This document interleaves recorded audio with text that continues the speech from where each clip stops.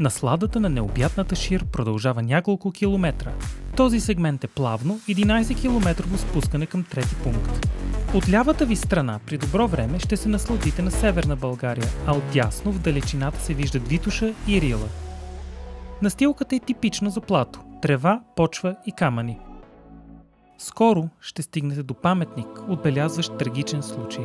На 25 май 1991 година на преход от хижа Петрохан до хижа Пробойница тръгват 9 човека. Недобре подготвени за това, което ги връхлита, непрогледна мъгла и снежна буря. Всички без един губят живота си в студа. Разказът на единственият оцелял може да прочетете в книгата «Разкази и стихове от планината». Не след дълго ще стигнете до Червена Локва. Красива природна забележителност, ако не е пресъхнала през лятото. Скоро предстои горист участък под сянката на Букова гора. Следва гол участък с тучни поля в близост до река Понор и отново се гмуркаме под Буковата сянка. На 31 км, 1215 метра надморска височина, непосредствено до Каменен мост ви очаква трети подкрепителен пункт. Той се намира на 2 км от хижа Пробойница.